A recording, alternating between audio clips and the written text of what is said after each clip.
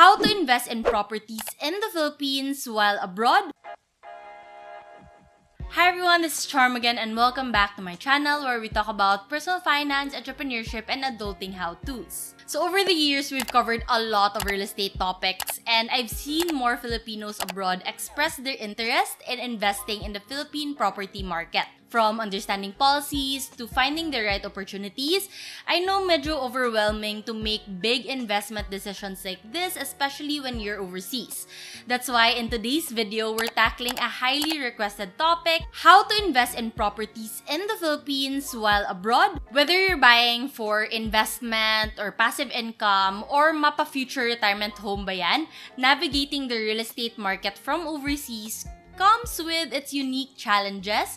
So I'll walk you guys through the key things to know plus practical tips to make the process smoother. A portion of this video is sponsored by RLC Residences, but more of them later on. And of course, don't forget to subscribe so that you won't miss future episodes of Real Estate Real Talk. Alright, let's start this video. First, let's try to understand the motivations behind investing in the Philippine real estate market. The Philippine real estate market, it remains active with steady demand from workers, tourists, and expats. Since the pandemic, more people have seen the value of having a secure and comfortable home, making property investment an attractive option. So in general, we're gonna talk about the key growth areas in the Philippines, including Metro Manila, Cebu, Clark, Batangas, Laguna, Davao, among others, especially since maraming infrastructure projects like airports and business hubs. So let's talk about the most common reasons why you would invest in the Philippine real estate market.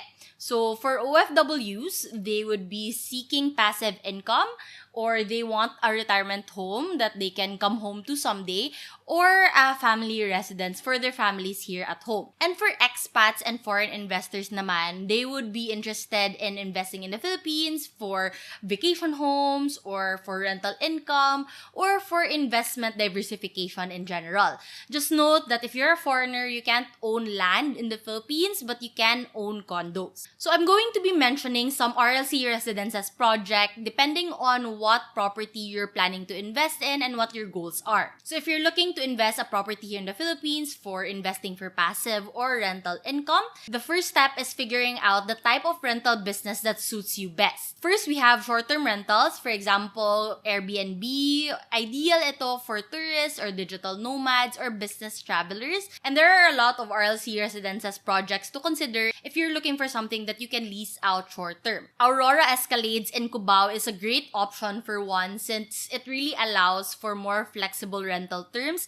Kasi some condos require a minimum lease of at least 6 months or more, so pang long-term talaga siya, but not Aurora Escalades. It also has a convenient location very near major malls, hospitals, and transport hubs siya, so making it really attractive for your renters. And if you're thinking more long-term rentals naman, yung mga hinahanap mong renters are young professionals, BPO workers, or starter families, you can check out Gateway Regency Studios. It's positioned near BGC, Makati, and Ortigas, making it an excellent choice for young professionals working in corporate headquarters within Metro Manila CBDs. If you prefer hassle-free investment, some developers offer leasing services to help manage your unit.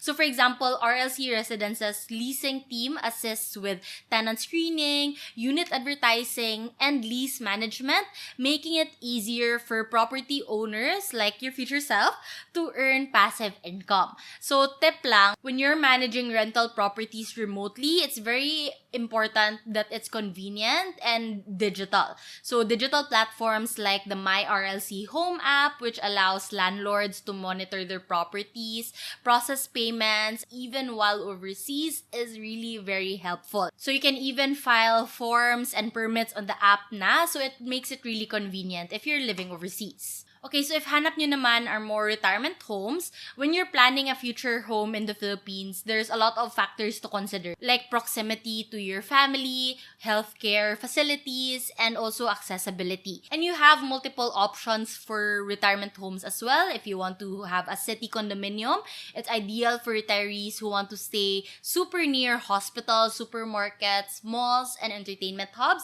Or maybe you want to retire in the beach or in mountain properties. This is best for people who are looking for peaceful and scenic retirements. But if you're dreaming of a beachfront lifestyle naman, Amisa Private Residences in Cebu offers ocean views and resort-inspired living, perfect for a relaxed retirement. And you can access pa the resort amenities right beside you, which is Dusat Tani.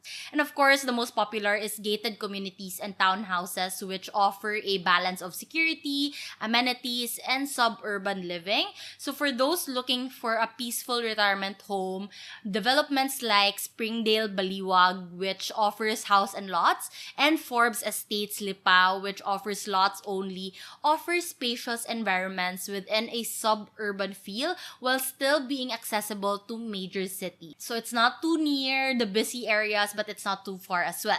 So ngayon, hopefully, alam nyo na more or less kung ano yung property na hinahanap nyo. So now, let's talk about how you're going to invest in a property here in the Philippines while abroad, even without flying to the Philippines.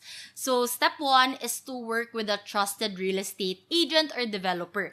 This is very important kasi wala ka dito. So it's ideal that you're working with a professional na alam yung galawan dito. So what a lot of people don't know is that many developers in the Philippines organize road shows and consultations in key OFW hubs like Dubai, Hong Kong, Singapore, Australia, among others. And for OFWs in the Middle East, RLC Residences has set up its first international office in Dubai, designed to assist Filipino investors abroad with after-sales services and property-related concerns. And if you can't get in touch with an agent physically who is based in the country that you are in, you can always get in touch with a Philippine-based agent through online calls and meetings, which brings me to step number 2, have virtual consultations and research.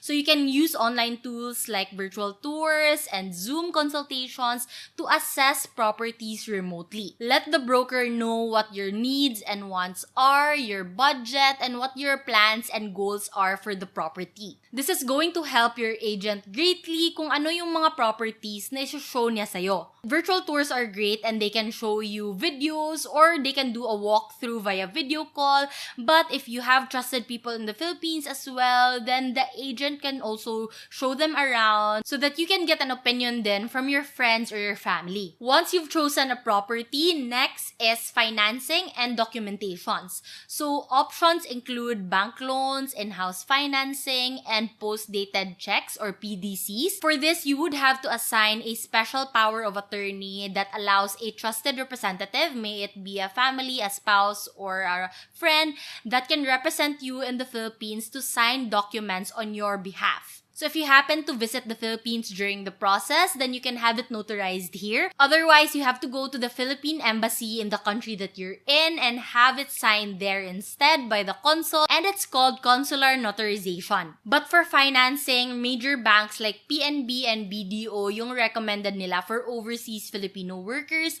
because it offers flexible financing solutions if you're an OFW buyer. So once everything is signed, paid for, or na-process nyo na yung loans, next step is property management and digital solutions. Like I mentioned kanina, after sales is very important for your property to generate rental income, for example.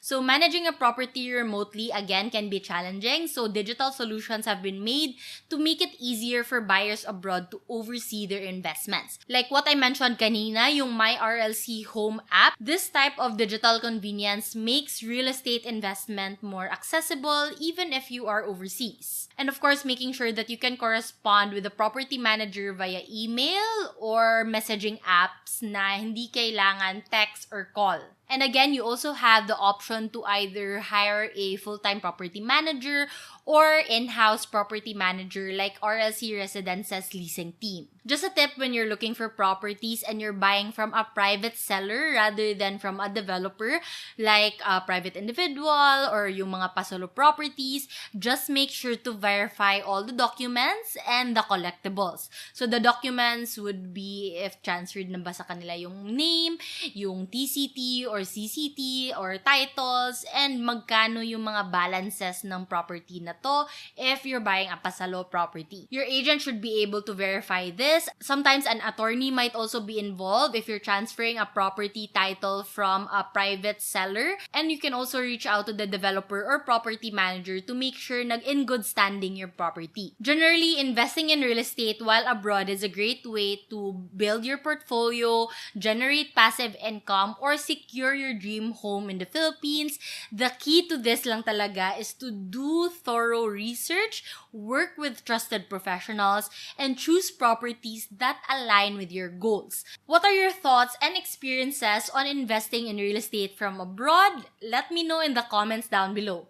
If you found this video helpful, don't forget to hit like, subscribe, and hit that notification bell so that you don't miss my upcoming videos.